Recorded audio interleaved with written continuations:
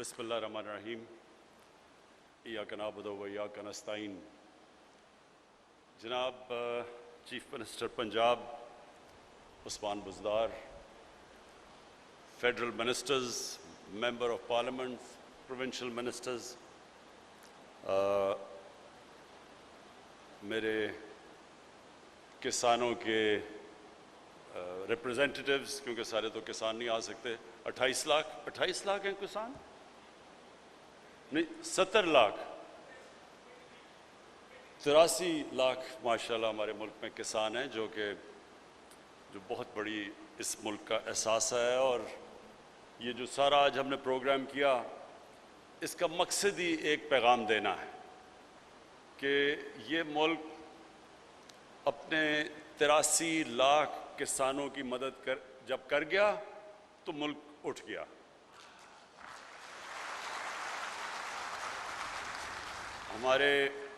ہمارے جو کسان ہیں محنت کش لوگ ہیں.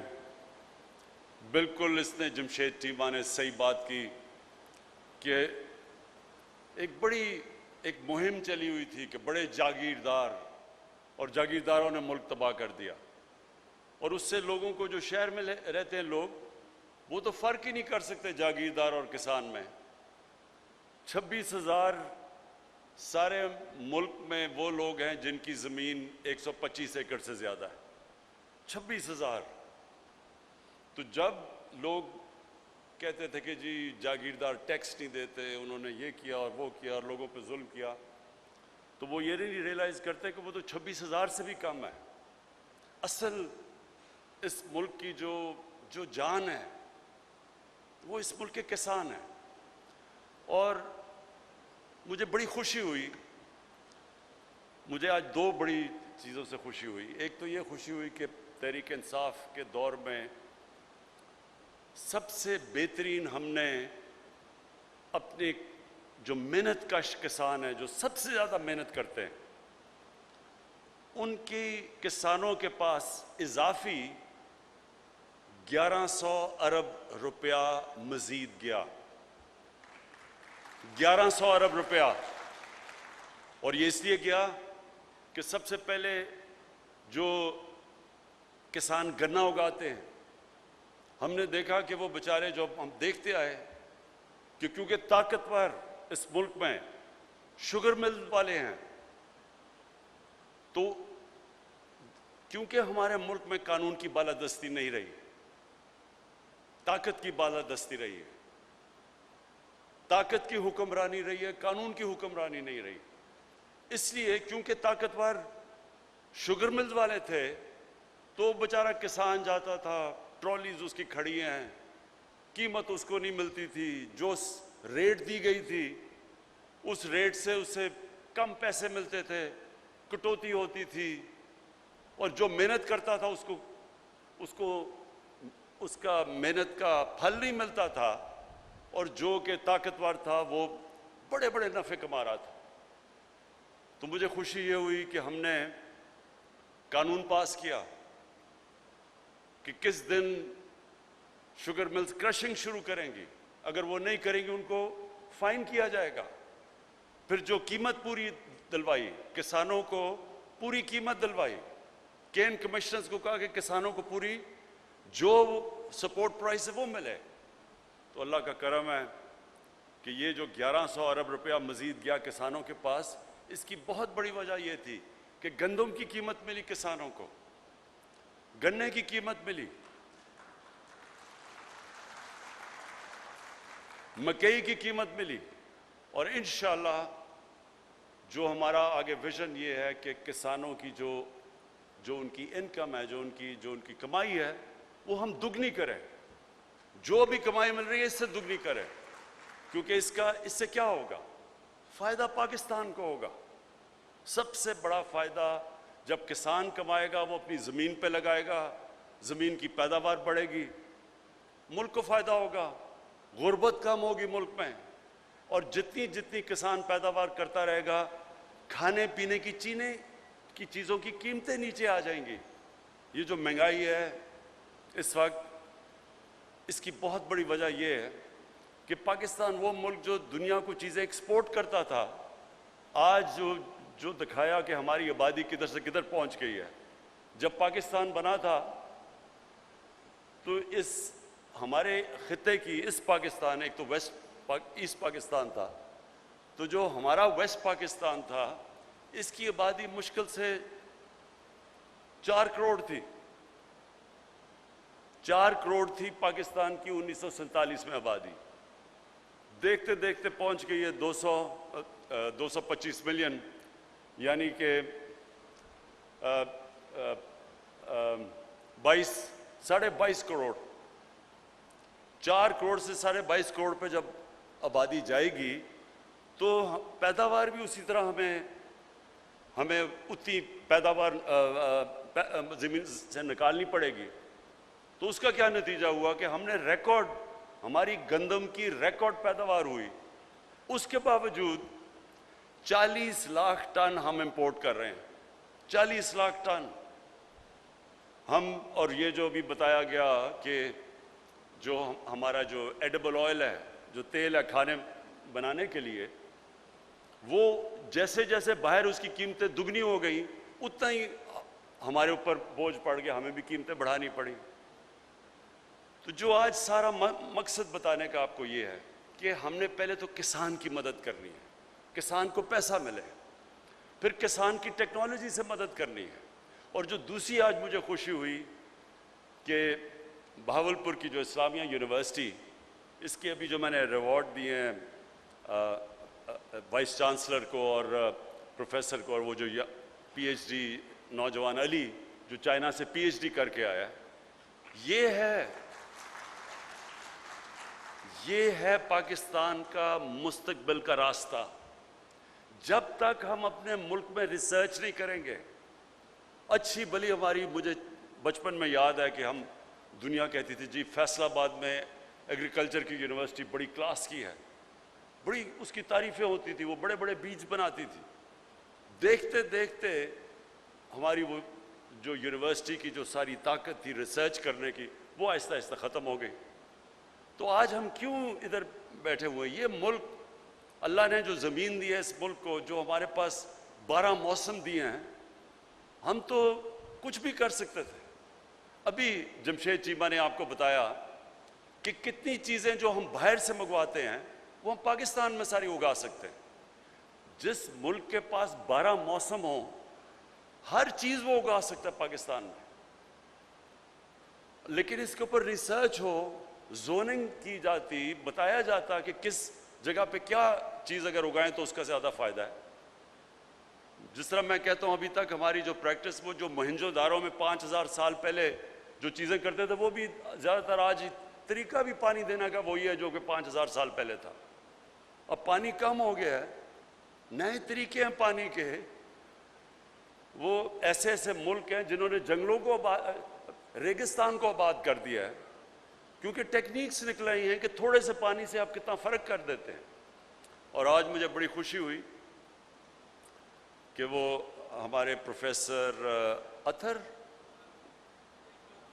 جی، پروفیسر اقبال اور وہ نوجوان پی ایچ ڈی علی، ان دونوں نے بڑی اچھی چیزیں بتائی کہ کیسے صرف سائنس کا استعمال کرتے ہوئے، ریسرچ کرتے ہوئے، ہم کیسے زیادہ اپنی وہ جو کاٹن ہے، جو کپاس ہے، اس سے ہم کیسے کیڑوں سے بھی بچا سکتے ہیں، کیڑوں کو مارنے والی دوائیاں بھی نہیں لگانی پڑتی، اس کی پروڈکشن بھی زیادہ ہو جاتی ہے، ایک جگہ کے اوپر زیادہ پودے اگا سکتے ہیں۔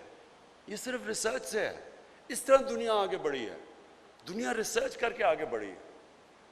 آج سے 50-60 سال پہلے جب یہ سائنٹسٹ دیکھتے تھے کہ جی آگے تو جو اتنی آبادی بڑھ رہی ہے تو آگے تو اناج کی کمی ہوگی، لوگ بھوکے مر جائیں گے، لیکن لوگ بھوکے نہیں مرے۔ اس لیے نہیں مرے کہ سائنس آگے نکل گئی، سائنس نے نئے نئے طریقے نکال لیے، سائنس نے پیداوار بڑھا دی، سائنس نے وہ چیزیں، ہر چیز کا توڑ نکالنا شروع ہو گیا۔ اگر کوئی کیڑے ایسے آتے تھے جو متاثر کرتے تھے، انہوں نے اس کا توڑ نکال لیا، لیکن وہ اس لیے کہ وہ کام ہو رہا تھا اس کے اوپر۔ تو مجھے یہ آج سب سے زیادہ خوشی ہوئی، میں نے دیکھا کہ ہمارے بھی لوگوں نے یہ کام شروع کر دیا، اور بہاولپور اسلامیہ یونیورسٹی کو یہ کریڈٹ جاتا ہے کہ آپ نے یہ، اور وائس چانسلر صاحب فکر نہ کریں، آپ کی ہم پوری مدد کریں گے، آپ ریسرچ کریں، یہ میں گارنٹی دیتا ہوں کہ میں اور چیف منسٹر آپ کے لیے پوری فنڈز بھی ہم دیں گے آپ کو۔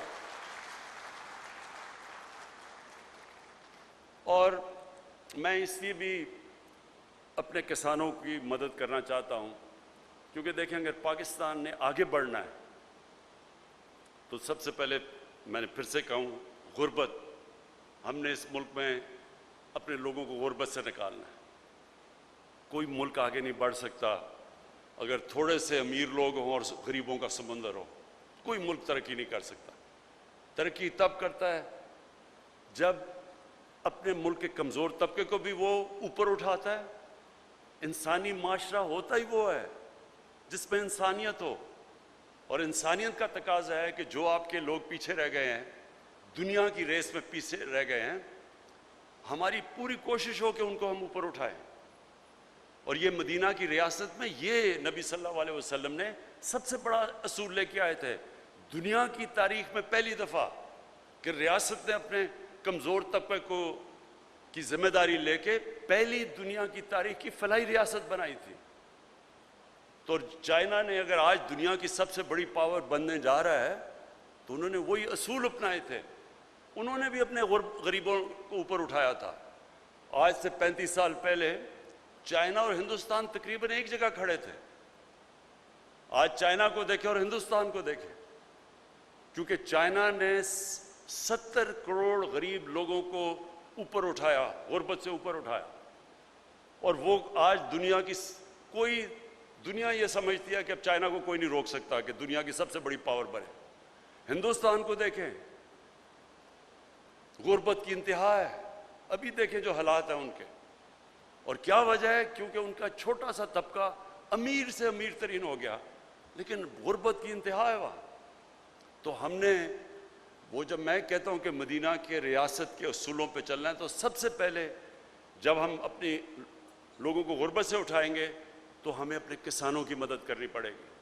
جب کسان پیسہ بنائے گا، دیہات میں زیادہ غربت ہے، دیہات میں جب پیسہ جائے گا، جس طرح 1100 ارب روپیہ گیا ہے، مزید گیا ہے، جو پہلے سے زیادہ گیا ہے، تو جس طرح ہم دیہات میں کسانوں کی مدد کرتے جائیں گے، ملک خود ہی خوشحال ہوتا جائے گا۔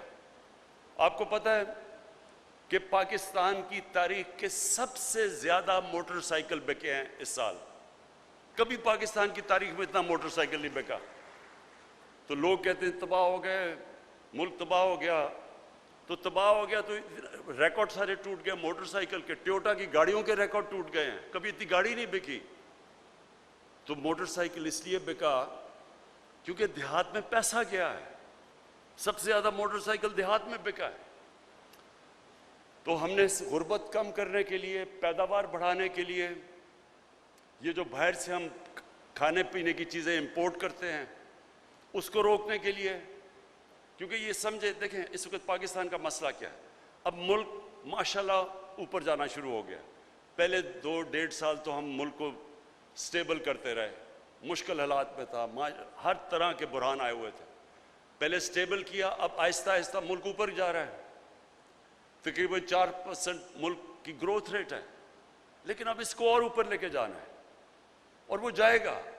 لیکن جو مسئلہ ہمیں آئے گا وہ ہے جس کو کہتے ہیں کرنٹ اکاؤنٹ، کہ ڈالر کتنے ملک میں آ رہے ہیں، ملک سے باہر کتنے جا رہے ہیں۔ یہ ایک مسئلہ اس لیے آ رہا ہے کیونکہ اب مشینیں امپورٹ کر رہی ہیں، ٹیکسٹائل کی لوگ فیکٹریاں مزید لگا رہے ہیں، اور لوگوں جب مشین امپورٹ کرتے ہیں تو ڈالرز ملک سے باہر جاتے ہیں۔ تو جب تک ہم اپنے ملک میں زیادہ ڈالر نہیں لے کے آتے، یہ ادھر ملک جا کے پھنس جاتا ہے، پھر ہمیں IMF کے پاس جانا پڑتا ہے، ڈالر کی کمی ہو جاتی ہے۔ اس لیے جو ہم چیزیں کھانے پینے کی امپورٹ کرتے ہیں، اور اس سال ہم نے سب سے زیادہ پاکستان کی تاریخ میں کھانے پینے کے اناج امپورٹ کیا ہے، کبھی اتنا زیادہ نہیں کیا۔ کاٹن بھی جو پاکستان ایکسپورٹ کرتی تھی، کاٹن بھی ہمیں امپورٹ کرنی پڑی۔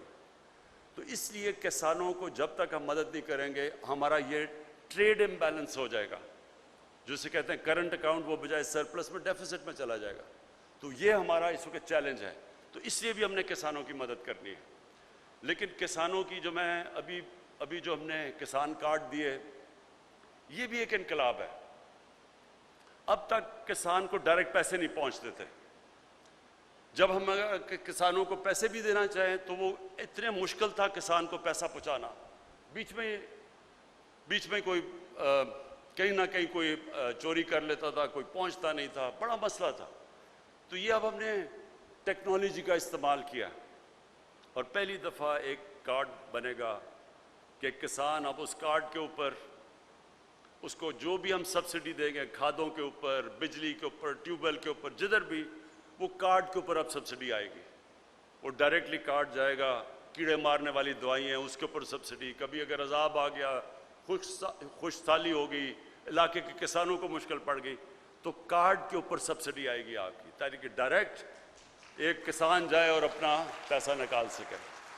اور مجھے یہ بڑی خوشی ہے کہ یہ ایک پنجاب گورنمنٹ نے بڑا انیشیٹو لیا ہے، اور انشاءاللہ یہ اب ہمارے اگلا پختونخوا کی حکومت لے گی، آپ کو دیکھتے دیکھتے، اور جدھر پی ٹی آئی کی حکومت ہے آزاد کشمیر میں اور انشاءاللہ گلگت بلتستان میں، اور کولیشن گورنمنٹ ہے ہماری بلوچستان میں، ان سے بھی ہم بات کریں گے کہ کسانوں کے لیے یہ کارڈ دیں تاکہ ڈائریکٹلی ہم کسان کو سبسڈائز کریں۔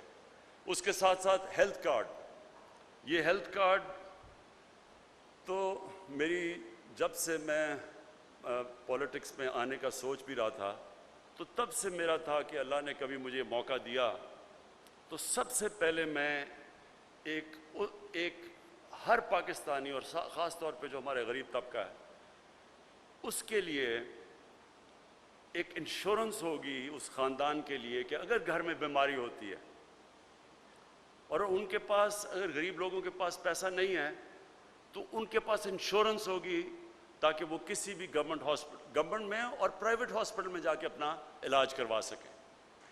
اب یہ شوکت خانم کینسر ہاسپٹل بنا کیوں تھا؟ والدہ کو کینسر تھی، سب سے مہنگا علاج کینسر کا ہے، تو تب مجھے احساس ہوا کہ اگر ہمارے گھر میں پیسہ بھی اللہ نے کرم کیا ہوا تھا، تو اگر ہمیں اتنی مشکل ہے تو ایک غریب گھرانے میں کینسر ہوتی تو وہ کیا کرے گا؟ تو یہ تھی وجہ شوکت خانم بنانے کی، جو اللہ کا کرم ہے کہ آج بھی دنیا کا یہ 2 پشاور کا اور جو لاہور کا ہاسپٹل ہے، دنیا میں واحد کینسر ہاسپٹل ہیں دونوں، جدھر 70% مریضوں کا مفت علاج ہوتا ہے، کینسر کا علاج۔ لیکن میں نے تب بھی یہ سوچا کہ کبھی مجھے موقع ملے گا تو سب سے پہلا کام یہ کروں گا، تو ہمیں بڑی دیر لگی ہے تیاری کرنے کے لیے۔ پہلے پختونخوا کی حکومت میں پہلے ادھر سے شروع کیا ہم نے، ادھر سے انہوں نے تھوڑا تھوڑا کرتے ہوئے پھر سارے، اب پختونخوا میں ہر خاندان کے پاس ہیلتھ انشورنس ہے۔ یہ امیر ترین ملکوں میں نہیں ہے، یہ آپ حیران ہو جائیں گے، یونیورسل ہیلتھ انشورنس امیر ملکوں میں بھی نہیں ہے، یہ بڑے کم دنیا میں ملکوں میں ہیں جو کہ آج پختونخوا میں ہر خاندان میں، اور اس سال کے آخر تک سارے پنجاب کے خاندانوں کے پاس ہیلتھ انشورنس ہوگی، کہ کسی بھی 10 لاکھ روپے تک ایک خاندان کسی بھی ہسپتال میں جا کے، اگر گورنمنٹ نہیں تو پرائیویٹ ہاسپٹل میں چلا جائے، کسی بھی ہسپتال میں جا کے 10 لاکھ تک ایک خاندان اپنا 1 سال تک علاج کروا سکتا ہے۔ میں اس لیے کہہ رہا ہوں کہ یہ جو لوگوں کے گھر میں کبھی بھی مشکل آئی ہو، بیماری ہو، ساری ریسرچ ایک چیز ثابت کرتی ہے کہ ایک خاندان میں جو غربت کی لکیر سے اوپر ہو، ایک بیماری ایسی آتی ہے کہ وہ خاندان غربت کی لکیر کے نیچے چلا جاتا ہے، مقروض ہو جاتا ہے، کیونکہ ان کا بجٹ مشکل سے ہوتا ہے کہ وہ آمدنی اور خرچوں کو بیلنس کر رہے ہوتے ہیں، ایک بیماری کی وجہ سے وہ خاندان نیچے چلا جاتا ہے۔ تو اس لیے یہ ہیلتھ کارڈ میں پھر سے اپنے پنجاب کے وزیر اعلیٰ کو خاص طور پہ اس کے لیے خراج تحسین اس لیے پیش کرتا ہوں کیونکہ مجھے پتہ ہے جب کیبنٹ میں ڈسکشن ہوتی ہے کہ جی یہ بھی چاہیے، فلانی بھی چیز، یہ بھی نہیں، سڑکیں، یہ وہ سب کچھ چاہیے ہوتا ہے، تو کئی دفعہ لوگ بھول جاتے ہیں کہ ہماری سب سے بڑی ذمہ داری تو اس آدمی کی ہے، وہ لوگ ہیں جو بیچارے مشکل میں ہیں، تکلیف میں ہیں، غریب ہیں، تو ان کے لیے کوئی سوچتا ہی نہیں تھا کہ ان کو کیا ہوگا. کبھی کسی نے سوچا نہیں کہ غریب آدمی کے گھر میں اگر کوئی بیماری ہو تو وہ کدھر جائے گا. اور یہ جو اس کے کسان کارڈ اور جو آپ کا ہیلتھ کارڈ ہے، یہ آپ نے سب سے بڑے کام کیے ہیں، اور انشاءاللہ یہ جب ہمارے ملک کی تاریخ لکھی جائے گی تو یہ ایک ٹرننگ پوائنٹ ہوگا ہماری تاریخ کا کہ کب وہ ملک نے اپنا راستہ بدلا جس کے لیے یہ ملک بنا تھا. 1947 میں جو آبجیکٹو ریزولوشن ہمارے فاؤنڈنگ فادرز نے کی تھی، انہوں نے کہا تھا پاکستان نے اسلامی فلاحی ریاست بننا ہے، اور کدھر اسلامی فلاحی ریاست اور ہم کدھر نکل گئے تھے. تو یہ دور اب آپ کے سامنے ہوگا جب ہم واپس جس مقصد کے لیے ملک بنا تھا واپس اس راستے کی طرف اب نکلیں گے، اور وہی ہم انشاءاللہ اس ملک کی عظمت کا راستہ ہوگا. میں آخر میں اپنے کسانوں کو یقین دلانا چاہتا ہوں کہ یہ میں آپ کے اوپر کوئی احسان نہیں کر رہا، یہ میرا فرض ہے کہ میں اپنے ملک کے کسانوں کی مدد کروں، اپنے ملک کے لیے ان کی مدد کروں، اپنے ملک کے مستقبل کے لیے، اپنے ملک میں غربت کم کرنے کے لیے، اپنے ملک میں خوشحالی لانے کے لیے میں اپنے کسانوں کی مدد کروں. اور انشاءاللہ آپ دیکھیں گے کہ میری حکومت، میری پروونشل حکومت، میری فیڈرل حکومت ہر وقت آپ کے ساتھ کھڑی ہوگی. شکریہ.